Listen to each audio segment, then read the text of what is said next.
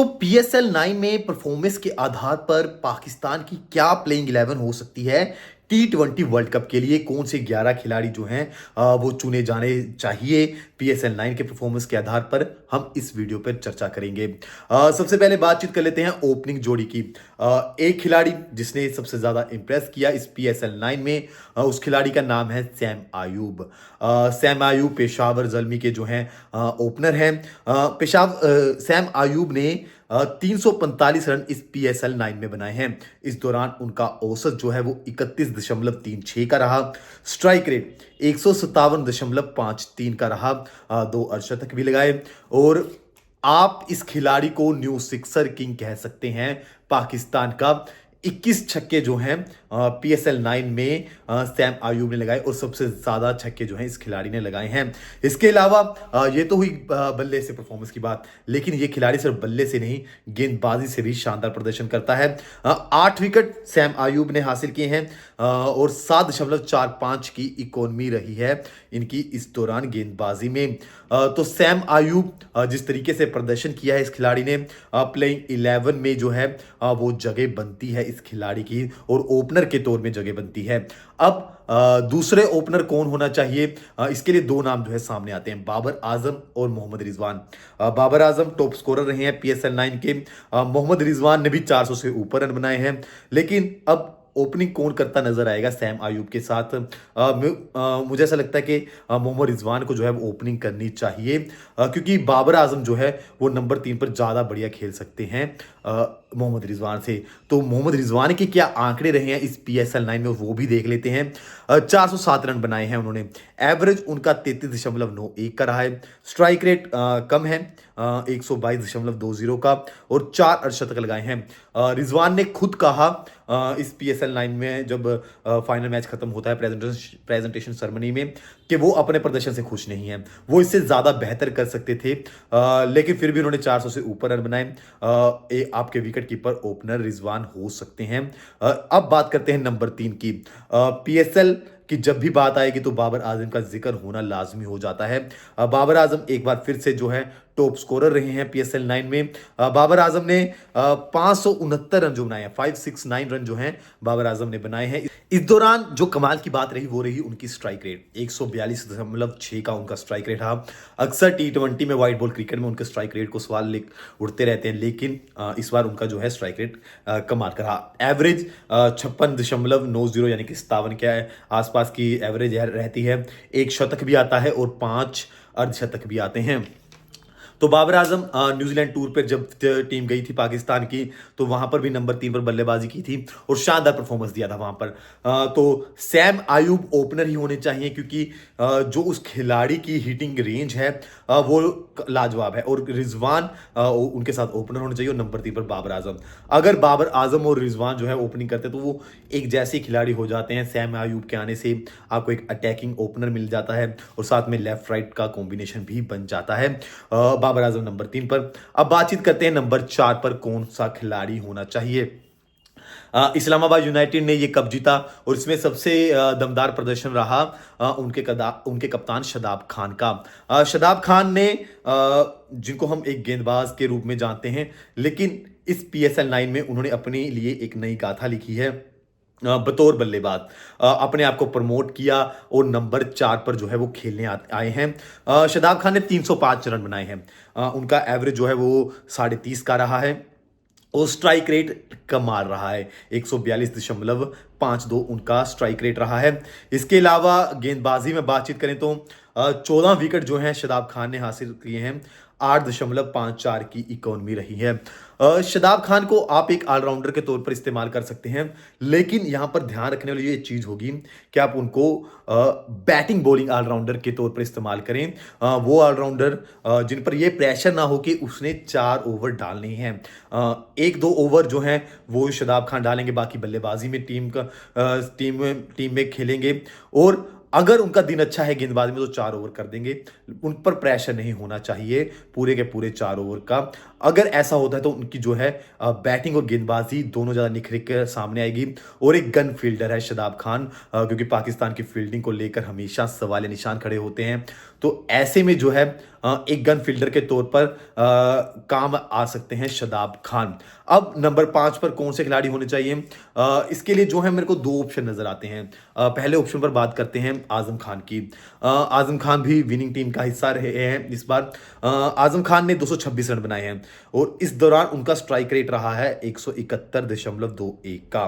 तो वहीं दूसरे ऑप्शन जो मुझे नजर आते हैं वो आते हैं सलमान अली आगा। सलमान अली आगा ने 310 रन बनाए हैं। स्ट्राइक रेट उनका 140 का रहा है, एवरेज उनका 31 का रहा है और साथ ही ये गेंदबाजी भी कर सकता है खिलाड़ी।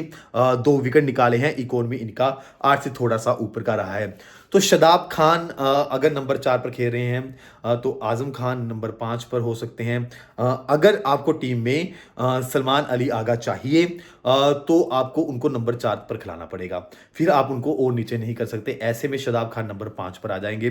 लेकिन अगर आपको आजम खान को खिलाना है तो आजम खान नंबर 5 पर खेल सकते हैं। मेरा ओपिनियन ये है कि आजम खान को नंबर 5 पर होना चाहिए, क्योंकि जिस स्ट्राइक रेट से वो बल्लेबाजी करते हैं 171.21, वही नंबर 5 पर जो है वो चाहिए होता है। और ये T20 में सबसे टफ पोजीशन होती है किसी बल्लेबाज द्वारा बल्लेबाजी करने के लिए।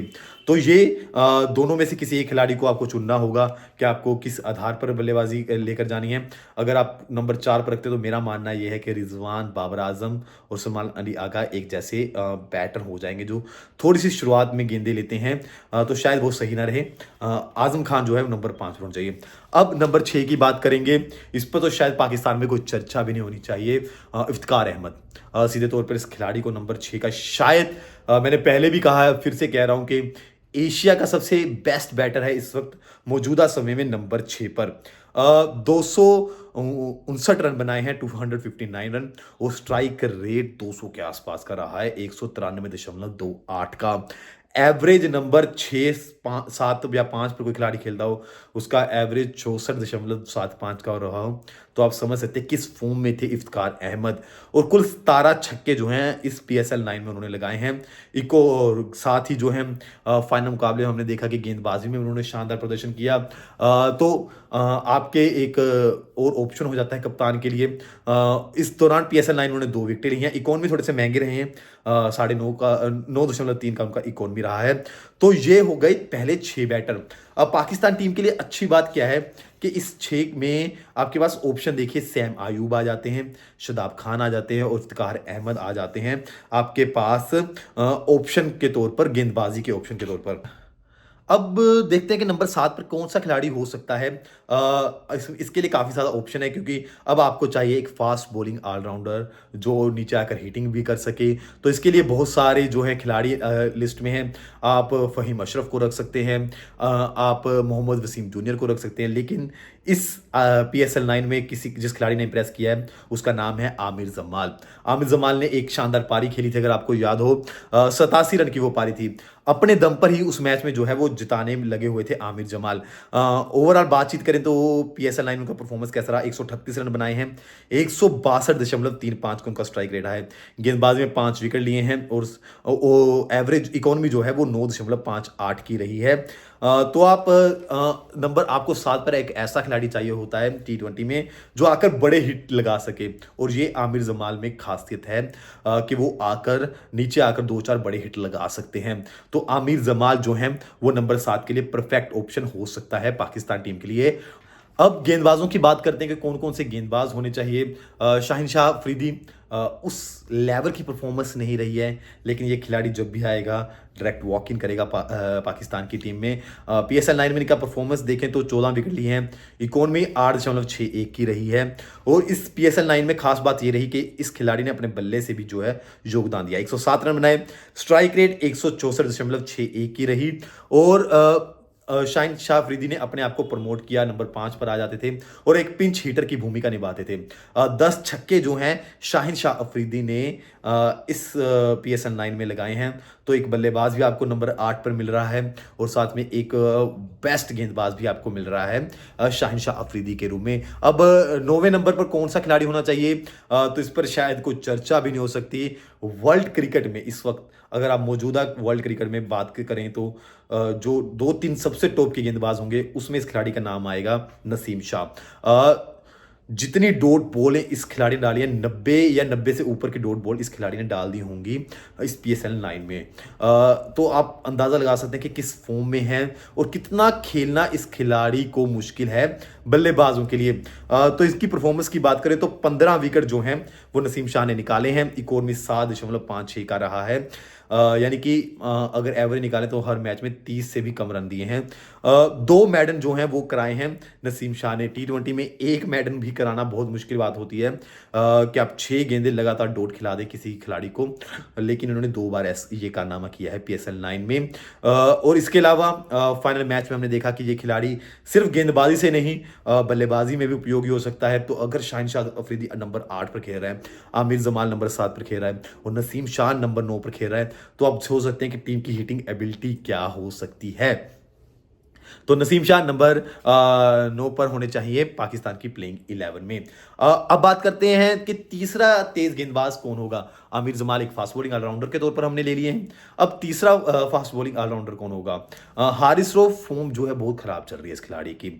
इसके अलावा फहीम अशरफ भी एक ऑप्शन हो सकते हैं, लेकिन वैसा नहीं लग रहा कि उनको सुना जा सकता है तीसरे नंबर के गेंदबाज के रूप में। इसके अलावा जमान खान है, लेकिन जिस खिलाड़ी ने इस पीएसएल 9 में सबसे ज़्यादा इंप्रेस किया है, फास्ट बॉलिंग में सबसे ज़्यादा विकेटें ली हैं फास्ट बॉलर में रूम में, वो है मोहम्मद अली। 19 विकेट जो हैं मोहम्मद अली ने हासिल किए हैं। इकोनॉमी उनका 8.23 का रहा है। और नसीम शाह और मोहम्मद अली ये दोनों आसपास ही होंगे सबसे ज़्यादा डॉट बॉल डालने के मामले में इस पीएसएल 9 में। तो ये तो हुई नंबर 10 के लिए मोहम्मद अली। देखना होगा कि एक स्ट्रॉन्ग कॉल होगी कि अगर उनको चुना जाता है, क्योंकि अभी अब एक स्पिनर चाहिए। इस पीएसएल 9 में सबसे ज़्यादा इंप्रेस जो किया है वो किया है उसामा मीर ने। उसामा मीर 24 विकेट लिए हैं। इकोनॉमी 8.13 का रहा है। तो यहाँ पर तो कोई चर्चा भी नहीं होनी चाहिए कि कौन सा स्पिनर जो है प्लेइंग 11 में आना चाहिए, उसामा मीर। अब आप सोचकर देखिए कि पाकिस्तान की टीम कितनी ताकतवर बनती नजर आ रही है। आपके पास जो है सैम आयूब एक, और इफ्तिकार अहमद, शदाब खान, इसके अलावा आमिर जमाल, शाहीन अफरीदी, नसीम शाह, मोहम्मद अली और उसामा मीर। 3 और 6 और 8 ऑप्शन जो होंगे आपकी प्लेइंग 11 में बॉलिंग के होंगे। इसके अलावा 9 नंबर पे नसीम शाह बल्लेबाजी करने आ रहे हैं। हम उनकी 6 हिटिंग एबिलिटी जानते हैं, उनके बल्लेबाजी की एबिलिटी जान ही चुके हैं पीएसएल 9 के फाइनल में। तो ये पाकिस्तान की एक स्ट्रॉन्ग प्लेइंग 11 बनती हुई नजर आ रही है, जिसमें आपके पास 8 बॉलिंग ऑप्शन हैं और 9 नंबर पर जो है नसीम शाह बल्लेबाजी करने आ रहे हैं। तो आप सोच सकते हैं कि ये वो टीम है जो टॉप 4 में हो सकती है वर्ल्ड कप के लिए। तो आपकी क्या राय है, आपको कौन से 11 खिलाड़ी ऐसे लगते हैं जो पाकिस्तान की प्लेइंग 11 में हो सकते हैं? अपनी राय कमेंट बॉक्स में दीजिए। धन्यवाद।